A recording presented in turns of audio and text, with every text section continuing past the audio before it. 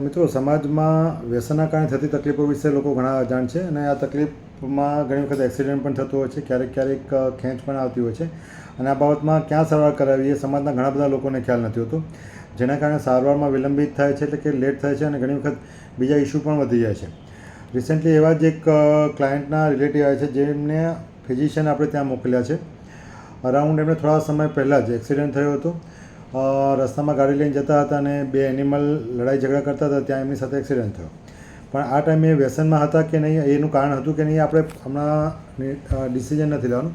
પણ મોસ્ટલી વ્યસનના કારણે જજમેન્ટ ઇમ્પેર થતું હોય છે. જ્યારે આવું કંઈ થતું હોય ત્યારે પોતાનું ધ્યાન નથી રાખી શકતા અથવા પોતાનું બોડીનું બેલેન્સ નથી કરી શકતા. જે દારૂ પીધેલ વ્યક્તિ ન હોય એ લોકો પોતાનું બોડીને અને માઇન્ડને મેન્ટેન કરી શકતા હોય છે, બેલેન્સમાં રાખી શકતા હોય છે. એટલે કદાચ કોઈ ઘટના બને તો એ મેનેજ કરી શકતા હોય છે. જેમ કે માની લો કે દારૂ પીધેલ વ્યક્તિ બાઇક ચલાવીને જાય અને માની લો કે દારૂ પીધા વગરના કોઈ વ્યક્તિ છે, એ ગાડી ચલાવતા હોય અને આગળ અચાનક કોઈ એનિમલ આવી જાય તો બંનેનું બેલેન્સ અલગ અલગ હોય.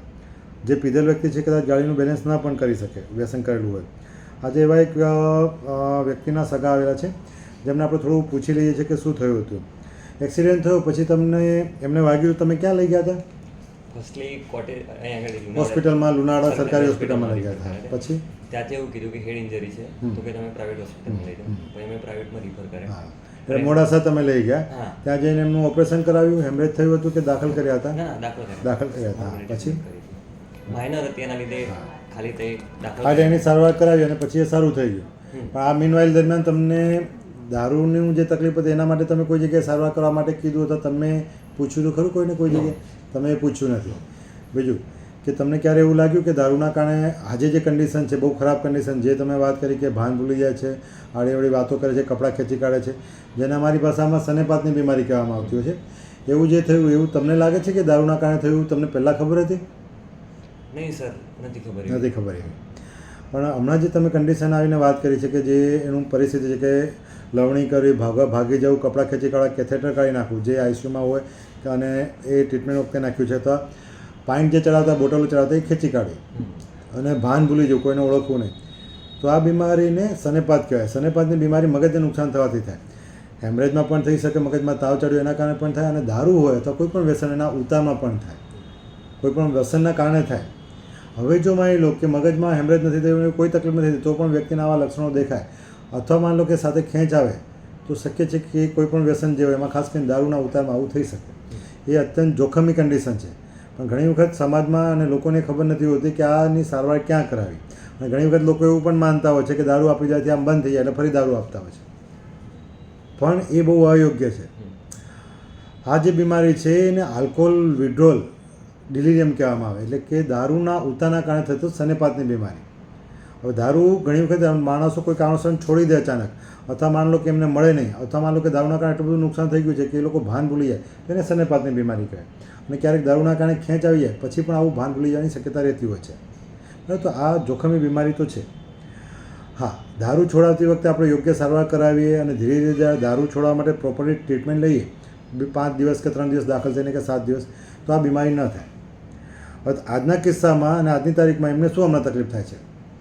હમણાં જે પ્રમાણે મેં કીધું પહેલાં તો એમને કંટ્રોલ જ નથી એમની જાત પર, અને કપડાં બટન ખોલી દેવા, પહેલાં બોલવામાં બી તો તડાવી જેવું લાગે છે, કેથેટર કાઢી નાખવું, વીગો કાઢી નાખવી, એ બધા પ્રોબ્લેમ અત્યારે દેખાઈ રહ્યા છે. તમને ઓળખી લે ખરા?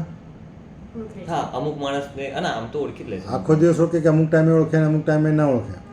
અમુક ટાઈમ પાઉ કેવું છે કે ઇઝીલી આમ એકદમ ઉઠી જાય એવું કરે, પણ સડનલી પાછા સુઈ જાય સડનલી. એટલે એમના વર્તનમાં કંઈ આપણને ખ્યાલ ના આવે કે હમણાં શું રિએક્ટ કરશે. દારૂ કેટલા વર્ષથી પીવે છે? લાસ્ટ 12-13 વર્ષથી. અને છેલ્લે ક્યારે પીધો હતો એમને? રિસેન્ટ 15 તારીખે. એટલે એક્સિડન્ટ થયો ને એક દિવસ પહેલા કે એક્સિડન્ટના દિવસે જ પીધો હતો? અને એક્સિડન્ટ કેટલા વાગે થયો હતો?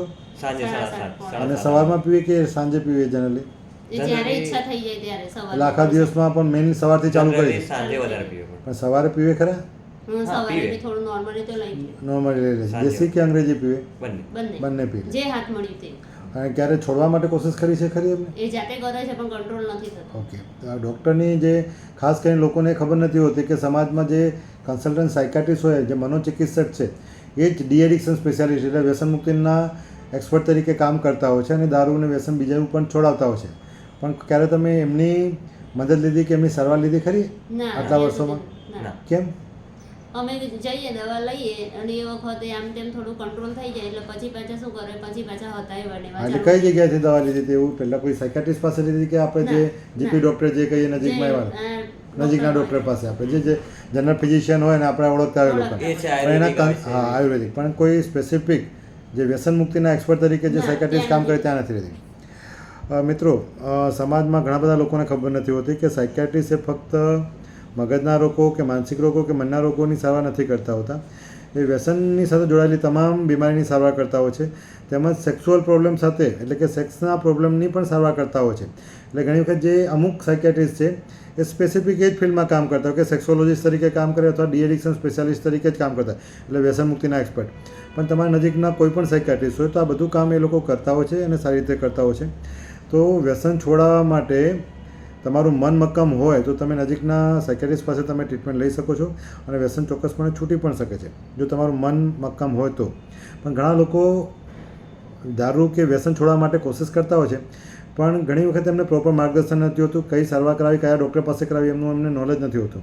બીજી બાજુ એક ખોટો ભ્રમમાં પણ એવું છે કે અમે ડૉક્ટર પાસે ટ્રીટમેન્ટ કરાવી પણ એ ડૉક્ટર માની લો કે ફિલ્ડના એક્સપર્ટ જ ના હોય અથવા એ ડૉક્ટરનો વિષય જ ન હોય.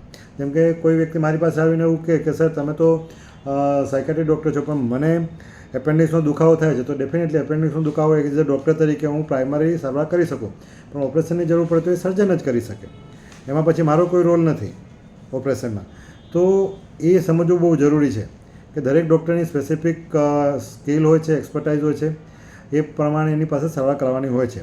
તો મિત્રો, આ વિડીયો ફક્ત જનજાગૃતિ માટે છે કે ખાસ કરીને વ્યસનની સારવાર વ્યસન જે છે વ્યસનની સારવાર કરવાથી દૂર થઈ શકે છે અને આ બધા જે લક્ષણો થાય છે ઉતારના એ પણ કંટ્રોલમાં આવી શકે છે અને વ્યસન કોઈ પણ પ્રકારનું હોય, દારૂ હોય, અફીણ હોય, ચરસ, ગાંજા, એ તમામ વ્યસન છૂટી શકે છે.